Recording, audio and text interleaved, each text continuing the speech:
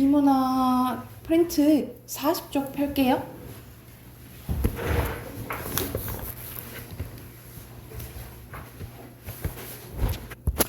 자, 여기서는 과정이랑 예시에 대해서 나오는데 내용 전개 방식 중에 또 하나예요. 자, 첫 번째 보면은 과정에 대해서 나오는데 말 그대로 우리가 요리하는 과정 막 이렇게 나오잖아, 그치? 그래서 순서대로 딱 나올 때 진행될 때 나오는 부분이라고 보시면 되거든요. 그래서 첫 번째 보면 대상의 행동, 변화, 기능, 작용 등을 단계나 절차에 따라 전개하는 방식을 뭐라 한다고요? 과정이라고 하는데, 과정에 따른 전개 방식은 하나의 대상에 집중하기 때문에 뭐의 순서인지를 먼저 찾아야겠죠, 그쵸? 그런 다음 이 대상을 설명할 때 쓰이는 표현, 단계가 나온다든지 첫째, 뭐 둘째, 우선, 다음, 뭐뭐 한 후에 뭐뭐 한다 이런 게 나오면 과정이라고 이제 힌트를 얻으시면 될 것 같아요. 그리고 각 단계별로 대상이 어떻게 변화하고 있는지 확인하면서 번호를 매겨보라 하는데, 사실 우리가 이거를 읽으면서 번호를 다 매길 수 없잖아, 그치? 그래서 여기서는 말 그대로 이거 다음에 이게 오는구나, 이렇게 진행이 되는구나, 요것만 조금 잘 표시해서 꼼꼼히 조금 보시면 될 것 같아요. 그러니까 우리가 이제 이런 거 분석할 때나 이제 번호를 매겨서 하지, 여러분이 문제 당장 풀 때 그 번호를 매길 시간은 없잖아요, 그치? 그래서 여기서는 그 순서만 조금 잘 보시면 될 것 같아요. 자, 그러면 예시 문단 한번 봐볼게요. 여기서는 찰스 다윈은 어린 식물이 빛의 방향을 휘는 것을 보고 어린 식물의 일부 부위를 가리거나 절단한 후 햇빛에 노출되는 실험을 했는데요. 이 실험 이후엔 보이센 옌센은 식물이 특정 부분의 빛을 인식하고 그 부분에서 화학 물질이 줄기를 따라 뿌리 쪽으로 이동한다는 것을 확인한 거예요.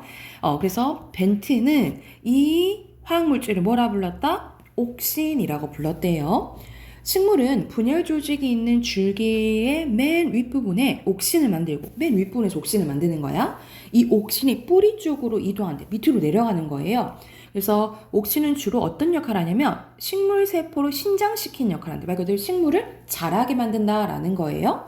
대표적인 옥신 IA는 이온화되지 않은 형태인 IA와 이온화된 형태 IAA-의 두 가지의 세포벽을 존재하는데, 이온화되지 않은 옥신은 확산되어 세포질로 유입된 후 IA-와 H+로 이온화가 된대요. 하지만 세포의 이온화된 형태로 존재하는 옥신은 확산으로 세포막을 통과할 수 없기 때문에 이 세포막에 있는 옥신 유입 어디를 수송체를 거쳐야만 세포질 안에 들어갈 수 있대. 자, 이 세포질로 이제 들어가겠죠? 유입된 옥신은 세포막에 있는 H+ 펌프를 활성화하는데요. 이 H+ 펌프가 활성화되면 이 세포질의 H+들은 H+ 펌프가 작용해 이 세포벽으로 수송이 된대요. 또 H+가 수송된 세포벽에서는 H+가 증가해서 pH가 감소하게 되는데, 이 영향으로 섬유소 분자 간의 결합을 끊어주는 쐐기 모양의 효소가 활성화가 된대요. 이 쐐기 모양의 효소가 세포벽에 있는 섬유소들의 연결을 느슨하게 하면 이 삼투 현상으로 인해서 세포질로 물이 유입이 된대요. 물이 들어오는 거예요. 물이 유입된 세포질은 압력이 높아지면서 팽창하기 때문에 그러면서 식물이 자라게 된다라고 나와 있네요. 그래서 여기서는 옥신호일을 해서 어떻게 식물이 자라게 되는지에 대한 과정이 나온 거죠. 그렇죠? 그러면 여기서는 주요 설명 대상은 무엇으로 인해서? 이 옥신으로 인해서 식물이 어떻게 자라는지 그 과정이 나와 있는 거죠. 그래서 중심 대상을 설명 대상을 옥신으로 보고요. 여기서는 과정 나와 있네, 그치? 자, pH+가 활성화된대. 그러면 여기 3문단만 보면 되겠잖아요, 그렇죠? 그래서 무엇들이 세포질의 H+들이 세포벽으로 수송된다 했고요. 그리고 세포벽에 pH가 감소한다 했죠, 그렇죠? 그리고 쐐기 모양의 효소죠. 효소가 활성화되고 연결이 느슨해지면서 삼투 현상으로 인해서 물이 들어온다 했죠. 그러면서 자라게 된다라고 했어요. 그래서 여기서는 이제 과정에 대해서 나온 거고 옆으로 가보자. 옆으로 보면 이제 예시에 대해서 나오거든요. 자, 구체적인 예를 들어서 말 그대로 서술을 전개하는 방식을 예시라고 하죠. 자, 예시를 알려주는 표지는 예를 들어 또는 가령 나와도 예시예요. 가령 대표적인 예로 이를테면 요런 게 나오면 예시라고 생각하시면 돼요. 그래서 이 예시 또는 사례를 통해서 추상적인 대상이나 개념을 특성하는 경우가 많다라고 보시면 될 것 같아요. 이것도 예시 한번 봐볼게. 자, 물가지수에 대해서 나오네요.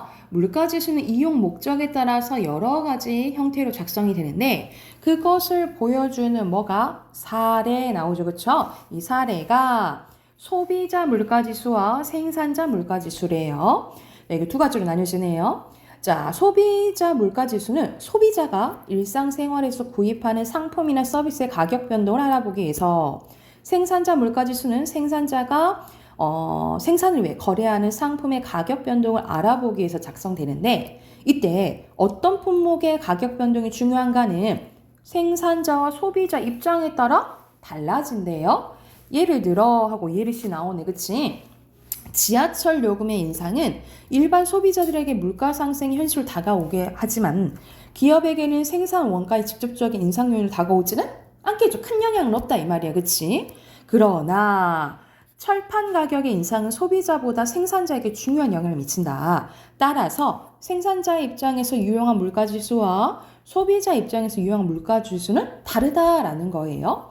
두 물가지수가 같은 품목을 포함한다 하더라도 또 품목에 부여하는 가중치도 서로 다르는데 그러니까 중요하게 생각하는 것들이 다르다 이 말이야. 예를 들어 또 예시 나오네요. 그렇죠? 경유는 기업에서 연료로 쓰이는 비중이 크기 때문에 생산자 물가지수 산출할 때 부여하는 가중치가 소비자 물가지수에서보다 훨씬 큽니다. 또 반면에 채소는 가게에서 소비하는 비중이 커서 소비자 물가지수를 산출할 때 부여하는 가중치가 생산자 물가지수보다 커요. 이는 생산자 물가지수의 품목별 가중치는 매출액 기준으로 산출되기 때문에 매출액이 큰 품목일수록 가중치가 큰데 비하여 소비자 물가지수의 품목별 가중치는 도시가게의 말 그대로 개인적인 가게의 소비 지출액 기준이므로 자, 소비 지출액이 큰 품목의 가중치가 더 크게 나타난다라는 이제 내용이네요. 그래서 여기서는 생산자 물가지수와 소비자 물가지수를 알려주기 위해서 각각 예시가 나왔다라고 생각하시면 돼요. 그래서 여기서는 1문단에서는 세 표시했지. 여기 예를 들어 2문단에서는 여기 예를 들어가 예시를 알 수 있는 표지라고 생각하시면 되겠고요. 자, 밑에 핀감 봐보자. 특정한 품목의 가격 변동은 생산자와 소비자의 뭐에 따라 다르다 그랬어? 이 문단 보면 입장에 따라 다르다 그랬죠. 그쵸? 그래서 빈칸 입장 쓰시면 되고요. 소비자 물가지수와 생산자 물가지수에 같은 품목이 포함되어 있더라도 이에 대해서 부여하는 뭐가 다르다 했어요? 가중치가 다르다고 했죠. 이해됐을까요? 그럼 뒤에 과정이랑 예시를 또 알 수 있는 문제들이 쭉 나오거든요. 그래서 42쪽부터 문제 풀어볼게요. 45쪽까지 풀고 답 확인해 볼게요.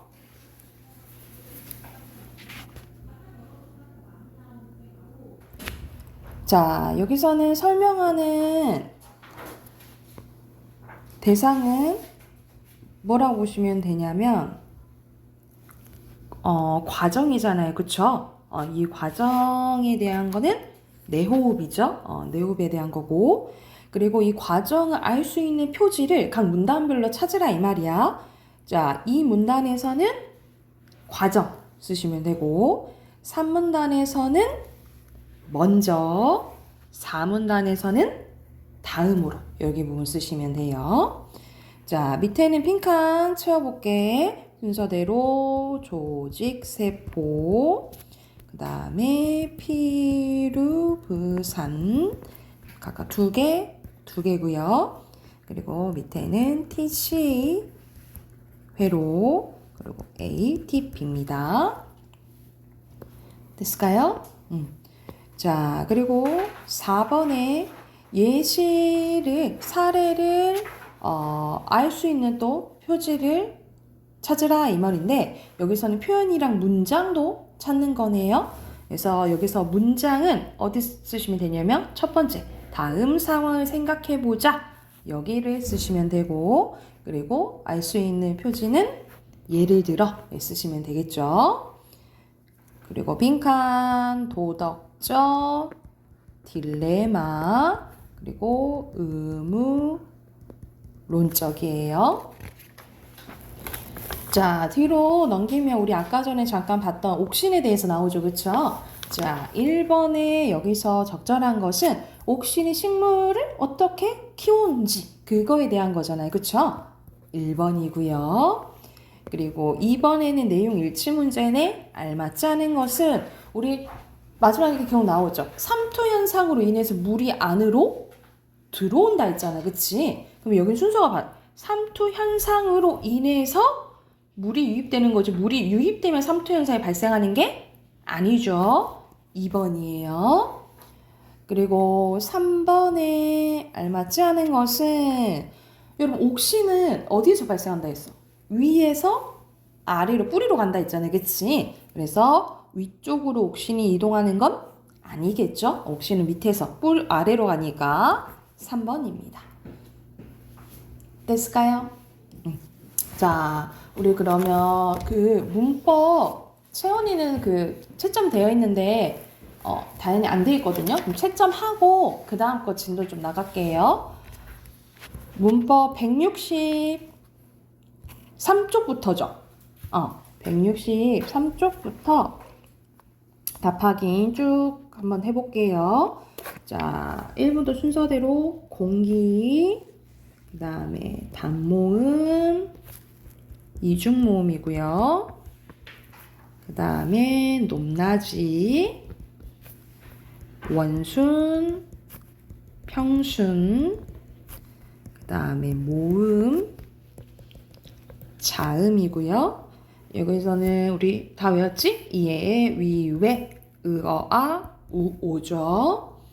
그리고 여기서는 바뀐 음은 여기 받침이니까 그래서 여기만 쓸게요. 우선 여기는 발음 나는 대로 쓰면 되겠죠? 부어기지, 부어, 무릎, 밤낮, 창밖, 팥빵, 앞쪽, 꽃팔찌죠.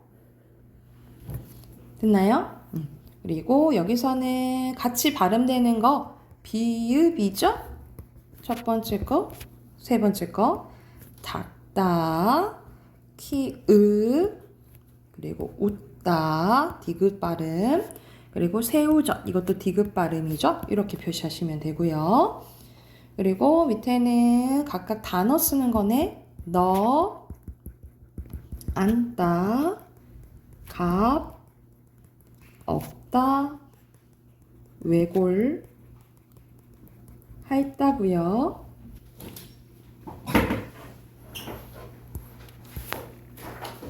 자, 6번에 발음 나는 대로 쓰는 거예요. 다, 넓다예요. 그 다음에 덜, 안타, 그 다음에 읍다, 된 소리예요. 그리고 이거는 리을빗 넙죽하다예요. 넙죽하다. 그리고 여기 또 발음 9개음화 일어난 거 해돋이, 같이, 굳이, 고지, 금붙이 이렇게 쓰시면 되겠죠. 자, 뒤로 넘겨서 여기서는 이렇게는 저모음이니까 저모음일 때는 입을 더 크게 그리고 혀는 낮춰야 되고요. 그리고 여기서는 A는 전설모음 얘기하는 거니까 이, 에, 위, 왜 쓰면 되고 그 다음에 이건 평순이니까 이, 에, 으, 아 쓰면 되는 거고 고모음이니까 이, 위, 우 쓰시면 돼요. 그래서 여기에 다 부합하는 거는 이예요. 모음이고요. 자, 그 다음에 A에 들어갈 거는 의미가 있는 실질 형태소 고지, 발음은 고디요. 이렇게 쓰시면 되고요. 자, 밑에는 순서대로 O, O, X, O, O예요. 3번이죠. 왜냐면 여기서는 발음이 어떻게 되냐면 먼저 이렇게 축약이 돼요. T가 되고 이렇게 T가 되고 구개음화가 일어나서 치가 되는 거예요. 그러니까 탈락되는 게 아니고 축약된다라고 보시면 돼요. 줄어드는 거예요. 자, 오른쪽에 1번에 보면은 두 개의 단모음이 합쳐져서 이중모음이 된대요. 그래서 여기서는 어가 여가 된 거잖아요. 그치? 이거는 반모음 첨가예요. 줄어든 게 아니라 이건 들어간 거고 여가 됐죠? 그리고 워가 됐죠. 그쵸? 그리고 나서는 어가 빠졌잖아. 그치? 이건 탈락이에요. 그래서 해당되는 거 3번. 그리고 2번에 여기서 발음되는 거 우리 이거 2학년 때 했었죠? 이건 무조건 의로 발음해야 되고 이거는 의 조사니까 애도 가능해요. 그리고 여기도 의로 발음하고 이거는 첫 번째 글자가 아니잖아. 그치? 그럴 때는 이도 가능해요. 그래서 알맞지 않은 것은 5번이겠죠. 니은 디귿 단모음을 발음할 때는 다르게 발음되죠. 그쵸? 그리고 3번에 적절한 것은 4번입니다. 그래서 여기 이렇게 결합해서 축약된다고요. 자, 그리고 뒤로 넘겨서 1번에 적절하지 않은 것은 4번이에요. 와는 오와겠잖아. 그치? 그래서 반모음 2계열이 아니라 5 계열이에요. W 5 계열이라 생각하시면 되고 2계열 아니에요. 그 다음에 2번에 참외. 원래 이게 원칙이지만 이중모음으로 가능하거든요. 그러면 근데 여기를 한번 봐볼까? 반모음 오우랑 애가 연속 발음된다 했잖아. 그치? 그러면은 아까 전에 오우 계열이라 했죠. 그쵸? 그럼 얘네들이 합쳐져야 될 거 아니야. 그치? 그래서 가능한 거는 이거겠죠. 그쵸? 요게 가능하겠죠? 그리고 근데 위 봐봐. 여기서 위랑 발음이 비슷한 이중모음 있어요? 여기는 위에 해당되는 거 없지, 그치? 그래서 1번입니다. 답 1번이에요. 자, 옆에 얼른 또 빈칸 확인해보면 1번에 모음, 단모음, 이중모음, 그리고 4번에 반모음, 5번에 받침, 그 다음에 끝소리, 그 다음에 기억, 리을이고요. 그 다음에 리을, 비읍, 9번에 리을, 비읍 똑같네. 그리고 10번에 구개음화, 실질, 티읕이에요. 그 다음에 칡으로 되죠. 구개음화니까. 됐나요?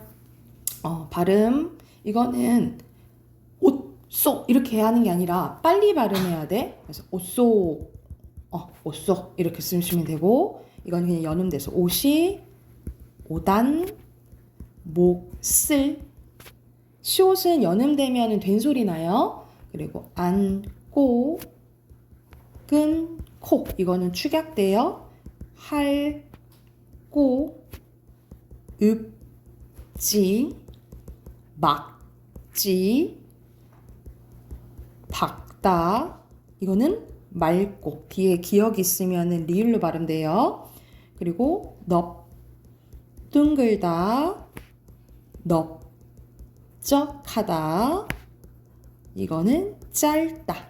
원래 리을비의 원칙은 리을이죠. 그리고 담고 마지 그 다음에 고지 듣다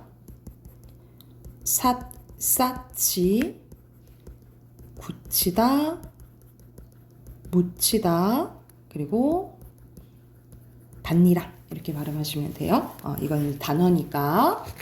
자 우리 계속 동화 이제 할 거거든요. 뒤로 넘겨봅시다.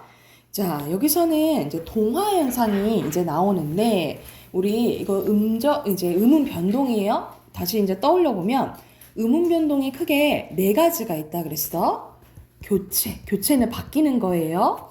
그리고 아까 줄어드는 거는 축약, 뭔가 빠지는 것은 탈락, 뭔가 들어가는 거는 첨가. 이렇게 총 네 가지가 있는데, 앞에서 우리가 음절의 끝소리 규칙 배웠어요. 그쵸? 이건 바뀌는 현상에서 교체입니다. 그리고 오늘 할 것도 교체 현상이라고 생각하시면 돼요. 그래서 바뀌는 건데, 특히 우리 앞에서 음절의 끝소리 규칙이랑 구개음화 배웠잖아요. 그치? 근데 오늘 배울 게 비음화랑 유음화인데요. 얘네들은 묶어서 뭐라 부르냐면 동화라고 부릅니다. 동화라고 부르는데, 자, 동화는 동자가 같을 동자야. 그래서 같아지는 현상이라고 보시면 돼요. 서로 달랐던 게 같아지는 현상이에요. 그래서 구개음화도 동하고, 오늘 배울 유음화와 비음화도 이제 동화인데요. 이렇게 세 가지 동화에 속해요. 그런데 이렇게 비음화, 유음화 묶어봐요. 얘네들은 자음끼리 만나서 같아지기 때문에 자음동화라고 불러요. 구개음화는 자음이랑 모음이 만나버리잖아. 그치? 그래서 이렇게 바뀌는 게 구개음화잖아요. 근데 자음동화는 말 그대로 자음끼리 만나서 같아지는 현상이어서 자음동화라고 부른다라고 생각하시면 될 것 같아요. 그래서 여기 자음동화 나와 있지? 음절의 끝 자음이 뒤에 오는 자음의 영향을 받아 어느 한쪽이 그와 비슷하거나 같은 소리로 바뀌거나 양쪽이 서로 닮아서 두 소리가 모두 바뀐 현상을 자음동화라고 해요. 자음동화. 자, 여기서는 동화 종류가 나와 있는데, 동화 방향에 따라서 나뉘어지고 정도에 따라서 나뉘어집니다. 자, 여기 밑에 순행동화라고 나와 있는데, 우리가 순방향은 여러분 보통 왼쪽에서 오른쪽의 순방향이라고 보시면 돼요. 우리 글 쓸 때도 왼쪽에서 오른쪽 이렇게 쓰잖아요. 그치? 그래서 순방향 여기서는 왼쪽에서 오른쪽을 생각하시면 되고, 순행동화는 뭐냐면 앞에 거에 영향을 받아서 뒤에 게 바뀌잖아요. 그러면 순행동화예요. 봐봐. 우리가 이거를 어떻게 발음하냐면 칼날로 발음하거든요. 칼날로 발음해. 이거는 앞에 리을의 영향을 받아서 뒤에 게 바뀌었죠. 그래서 뒤에 게 바뀌면 순행동화고, 반대로 뒤에 영향으로 앞에 게 바뀌면 역행동화라고 보시면 돼요. 자, 우리 이거 어떻게 발음나? 국물 이렇게 발음 나거든요. 그래서 이 기억이 미음의 영향을 받아서 이응으로 발음되는데, 이렇게 앞에 게 바뀌면 역행동화라 생각하시면 되고, 두 개 다 바뀌었다. 그러면 상호동화예요. 자, 여기서 이게 처음에 어떤 현상이 일어나냐면, 이따가도 이제 알려줄 건데, 이 리을이 웃긴 놈이에요. 리을이 웃긴 놈이어서, 예를 들어서 앞에서 니은 리을이 아니잖아? 니은 리을이 아니면 오히려 이 리을이 니은으로 바뀌거든요. 이게 리을의 비음화예요. 그리고 비읍은 또 니은의 영향을 받아서 미음으로 바뀌어요. 그래서 이거 두 개 다 바뀌었지, 그치? 그러면 상호동화라고 보시면 돼요. 그래서 다시 뒤에 게 바뀌면 순행, 앞에 게 바뀌면 역행, 둘 다 바뀌면 상호 이렇게 생각하시면 되고, 자, 그리고 정도에 따라서 완전동화, 불완전동화 있는데, 이거는 여러분 봐봐. 니을이랑 니은이 만나서 니은이 리을로 완전 똑같이 같이 바뀌어버렸지, 그치? 이렇게 똑같이 바뀌면 완전동화예요. 그런데 이거 봐봐.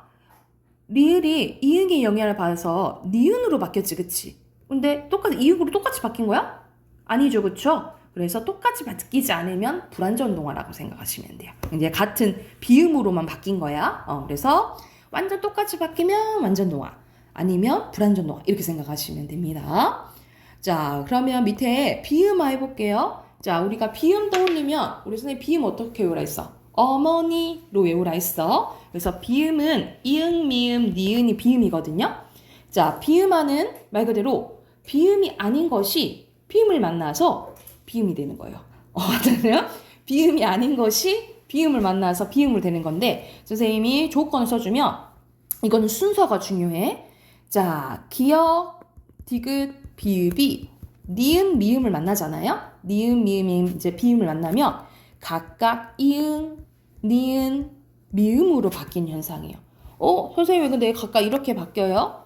자, 이렇게가 뭐가 같냐면 소리 나는 위치가 같은 거예요. 소리 나는 위치. 선생님이 음운 변동은 왜 일어나냐면 이유가 한 가지야. 발음 편하게 하려고 일어나거든요. 그래서 그나마 소리가 같은 위치인 걸로 바뀌는 거야.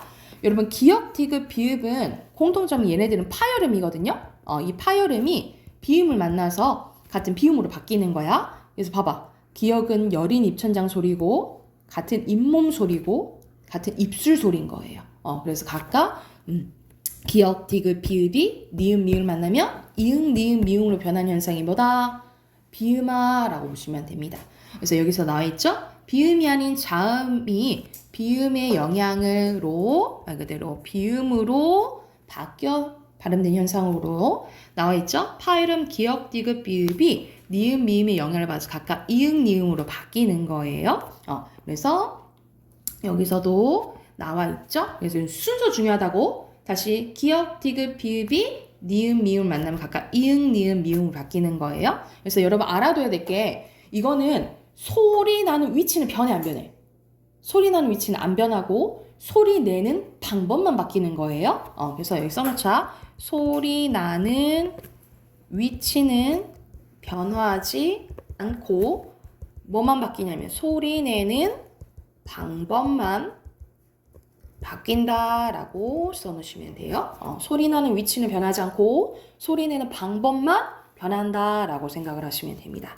그래서 이게 첫 번째 비음화 현상이고요. 선생님 아까 전에 잠깐 얘기했잖아. 이 리을이 웃긴 놈이라 했잖아. 이 리을이 웃긴 놈이어서 앞에 여기서는 환경이 미음, 이응, 기역, 비읍 나와 있는데 이것까지 외우기에는 너무 많으니까 선생님 아까 뭐라 했어? 니은, 리을이 아니면 받침에 리을 앞에 니은, 리을이 아니면 오히려 이 리을이 뭐로 바뀐다고요? 니은으로 바뀌거든요. 그래서 이 현상을 뭐라 하냐면 옆에 앞에다 써놓을게. 리을의 비음화 현상이라고 해요. 이걸 리을의 비음화 현상이라고 해요. 그래서 이 리을 앞에 니은, 리을 아닌 게 온다. 그러면 오히려 리을이 뭐로 바뀌어요? 니은으로 바뀌어요. 그래서 이게 리을의 비음화 현상이에요. 봐봐. 자, 남루, 종로 이런 식으로 이건 니은, 리을이 아니지, 그치?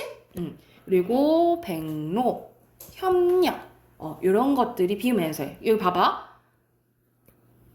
그래서 첫 번째 리을의 비음화 현상이 일어나요. 그쵸? 근데 기역이랑 또 니은이 만나버렸네, 그치? 그럼 또 비음화 현상이 일어나는 거야. 그래서 여기서는 비음화가 몇 번 일어나는 거예요? 2번 일어나는 거야. 그래서 이것도 마찬가지지. 리을의 비음화 일어나고 그냥 비음화 일어나는 거예요. 됐나요? 그래서 여기서는 비음화가 2번 일어나는 거고 여러분 이거 있잖아요. 예를 들어서 이거 봐봐. 남루 있잖아. 남루. 이거는 방향에 따르면 무슨 동화요? 뒤에 게 바뀌었으니까? 순회. 그치. 순행동하고 완전 불완전. 그렇지. 불완전. 이해됐나요? 협력은 뭘까 그러면? 협력은 2개 다 바뀌어버렸지. 그럼 무슨 동화? 상호동하고 그리고 이거 완전히 똑같이 변했어? 불완전 동화예요. 이해됐나요? 이렇게 이제 구별하는 거야. 그래서 동화 방향에 따라서 이거대로 뒤에 게 바뀌면 순행 비음하고 앞에 게 바뀌면 역행 비음화라고 생각하시면 됩니다. 이해됐을까요?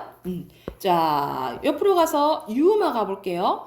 여러분 아까 선생님이 비음화는 순서 중요하다 했잖아요. 그치? 순서 중요하다 했는데 유음화는 그렇게 순서가 상관없어요. 이건 순서 상관없이 자, 니은과 리을이 만나잖아요. 니은과 리을이 만나면 리을로 바뀌는 현상, 니은이 리을로 바뀌는 현상이에요. 여러분 유음은 리을을 유음이라 하잖아, 그치? 그래서 니은과 리을이 만났을 때 니은이 리을의 영향을 받아서 리을로 바뀌면 유음화 현상이라고 합니다. 이거는 순서 상관 없어요. 그래서 빈칸 유음 쓰시면 되고 여러분 이것도 봐봐. 니은 리을 생각해봐. 얘는 비음이고 얘는 유음이잖아, 그치? 그런데 소리 나는 위치는 잇몸 소리예요, 같은. 그쵸? 그래서 이것도 뭐만 바뀌는 거예요? 소리 내는 방법만 바뀐다라고 생각하시면 돼요. 이해됐나요? 이것도 소리 내는 방법만 달라지는 거야. 자, 이것도 마찬가지야. 앞에 게 바뀌면 역행, 뒤에 게 바뀌면 순행, 그리고 여기서는 이제 겹받침, 네, 유음한데 말 그대로 이렇게 자음군 단수나 외에서 탈락하잖아요. 히읗 탈락하고 히읗 탈락했네, 그치? 근데 리은의 영향을 받아서 끓는 이렇게 되는 거예요. 그리고 훌른 이렇게 되거든요. 그래서 이거는 어떤 현상이 일어난 거냐면 첫 번째 겹받침 중에 하나가 탈락돼야 되잖아요, 그치? 이걸 자음군 단순화라고 해요. 그러니까 탈락이 먼저 일어나고 그 다음에 뭐가 일어나는 거예요? 유음화가 일어나는 거예요. 유음화는 교체에 속한다 했죠, 그쵸? 그래서 이 훌른, 끓는 이 두 단어는 자음군 단순화가 일어나고 그 다음에 유음화가 일어난다라고 생각하시면 돼요. 그래서 탈락 한 번, 교체 한 번 이렇게 일어난다라고 생각을 하면 돼. 근데 대부분 이 유음화는 니은과 리을이 만나면 거의 일어나거든요. 근데 항상 다 일어나는 건 아니야. 항상 다 일어나는 게 아니어서 예외가 있어요. 여기 별표 쳐볼까? 그래서 여러분 이거는 조금 발음으로 좀 기억을 해두세요. 자, 우리 의견란이라 안 하고 의견란, 상견례, 생산량, 횡단로, 결단력, 이원론, 공권력, 입원료, 동원력, 구분류예요. 그래서 요거는 유음화가 일어난다, 안 일어난다? 안 일어난다라고 보시면 돼요. 이거는 발음으로 조금 기억을 해두세요. 이해됐을까요? 그럼 유음화 끝나요. 자, 밑에 빈 칸만 채우고 뒤로 넘어갈게요. 네, 동화 나오시면 됩니다. 동화.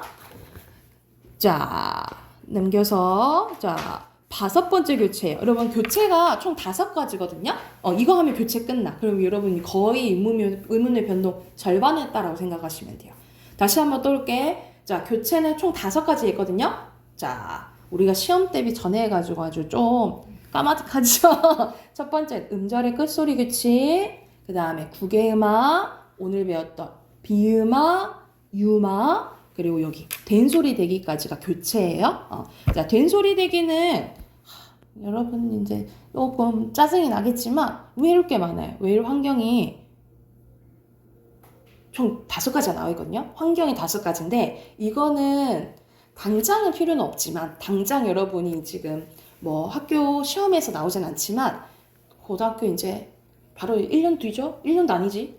여러분 고등학교 때 바로 나오는 부분이에요. 그래서 이거는 조금 외워두셔야 되는데 어떤 문제가 나오냐면 이제 단어를 발음하게 해. 그 발음이 예를 들어 된소리가 나는 단어를 가지고 이 5개의 환경 중에 어디에 속하냐 이런 걸 물어봐요. 그래서 이 환경을 좀 잘 보셔야 돼요. 자, 먼저 된소리 대기입니다. 예사소리 부드러운 소리죠? 그래서 이거 선생님이 바다사자가 이렇게 외우라 했어. 이게 특정 환경에서 된소리 우리가 쌍자음이잖아, 그치? 된소리로 발음되는 현상이거든요. 자, 그래서 환경이 크게 5가지가 있어요. 자, 첫 번째 기역, 디귿, 비읍. 아까 기역, 디귿, 비읍 무슨 음이라 했지? 파열. 그렇지. 파열음. 기역, 디귿, 비읍 뒤에 바다사자가 이렇게 외우시면 돼요. 대표적으로 이거예요. 국밥, 밑집, 곱돌 이런 식으로 국밥 이렇게 된소리 나잖아, 그치? 그래서 기역, 디귿, 비읍 뒤에 바다사자가 이게 된소리가 나고요. 두 번째예요. 두 번째 어간의 끝소리. 여러분 어간이 뭐야? 어간이 뭐지? 우리가 활용될 때 바뀌지 않는 부분. 그러면 활용될 수 있다라는 것이 품사가 뭐가 와야 된다는 소리예요. 변화는 동사나 형용사여야 된다 이 말이야. 그럼 명사는 해당돼 안 돼? 안 되는 거. 이걸 잘 봐야 된다고. 그래서 자, 어간의 끝소리가 니은 미음 뒤에 가다사자 이렇게 외우시면 돼요. 어간의 끝소리 니은 미음 뒤에 가다사자 이게 된소리가 난다고. 그래서 여기서 동사가 와 있죠? 신다 이런 식으로 신다 이렇게 된소리 나고 감다 이렇게 된소리가 나는 거예요. 그래서 동사, 형용사, 니은, 미음 뒤에 가다사자 이게 된소리가 나고요. 또 어간의 끝소리 이것도 동사, 형용사겠죠? 리을, 비읍, 리을, 티읕 뒤에 또 가다사자 이게 된소리가 나요. 리을, 비읍, 리을, 티읕 뒤에 가다사자. 그래서 넓다 이렇게 되는 거고 할다 이렇게 된 소리가 나죠. 그리고 네 번째입니다. 관형사형 어미 리을 뒤에 또 바다사자가 이게 된 소리가 나요. 자, 이런 식으로 봐봐. 갈이 대 꾸며주고 있잖아요. 그치? 이런 식으로 일시적으로 관형사 역할을 하도록 만들어주는 게 이게 관형사형 어미예요. 이 관형사형 어미 뒤에 바다사자가 이게 된 소리가 난다 라고 생각하시면 돼요. 자, 그리고 마지막입니다. 마지막 한자어예요. 환경이 다양하죠. 그치? 한자어 리을 뒤에 디귿, 시옷, 지읒이 된 소리가 나는데 여러분 이거는 단어로 기억할게요. 단어 쓸게.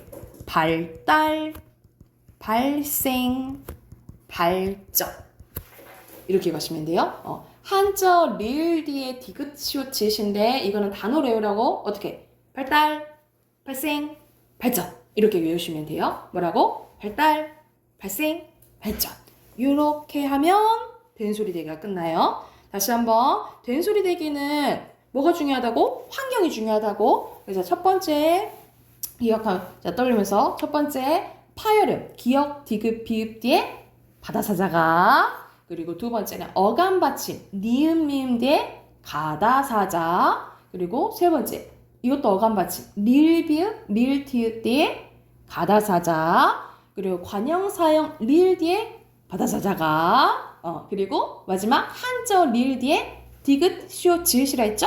이건 어떻게 외우라고? 발달, 발생, 발전 이렇게 외우시면 돼요. 이해됐을까요? 자, 그러면 옆에 이러면 교체 끝나요? 이러면 옆에 발음 나오는 게 쭉 나와 있거든요. 우선 171쪽 풀어보자. 171쪽 풀고 답 확인하고 넘어갈게요. 아셨죠?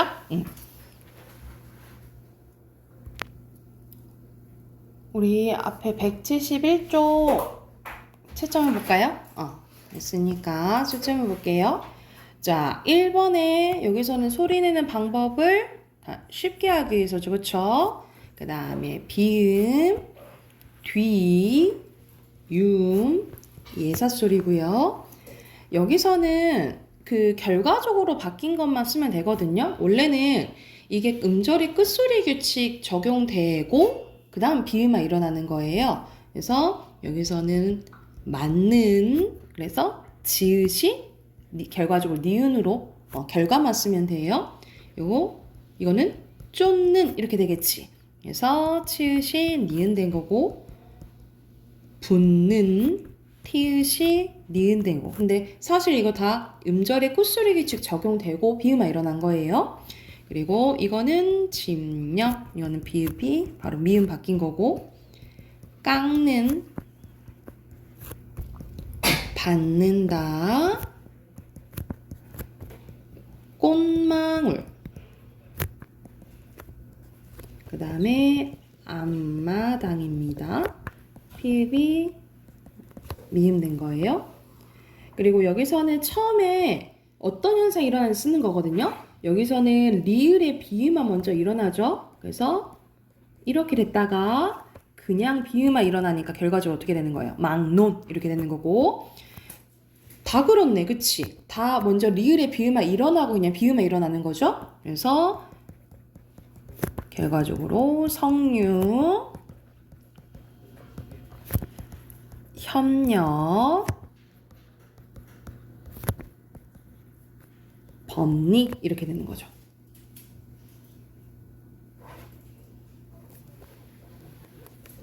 이해됐을까요? 됐나요? 자, 여기서는 무조건 유음화가 일어나는 건 아니라 했어. 예외 있었지, 그쵸? 그래서 의견난, 임진난, 생산량, 결단력, 공권, 이거 된 소리 나죠? 공권력, 동원령, 상견례, 달나라, 이원논, 이번요 이렇게 해요.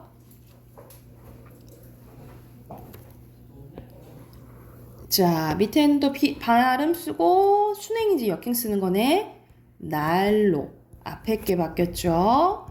칼날 뒤에 게 바뀌었죠. 달른 뒤에 거에 바뀌었죠. 할래 뒤에 거 할른지 뒤에 거 되관력 이거는 앞에 거 줄넘기 이거 된 소리 나요? 이거 뒤에 거 그 다음에 광활루 앞에 거 그리고 삭돈이에요. 그래서 기억 각각 쌍디귿 된 소리 나는 거고 닭장 이렇게 되죠. 옆집 국밥 옷고름 디귿 받침이에요. 옷고름 이렇게 돼요. 됐나요? 자, 오늘 좀 많이 했어요. 거의 교체 끝나서 뒤에 있는 문제 쭉 풀어올게요, 여러분. 175쪽까지 숙제, 175쪽까지 숙제 해오시고, 그리고 단어는 보니까 19강 할 차례거든요. 그래서 단어랑 문법 숙제 해오세요. 아셨죠? 오늘은 여기까지 합시다.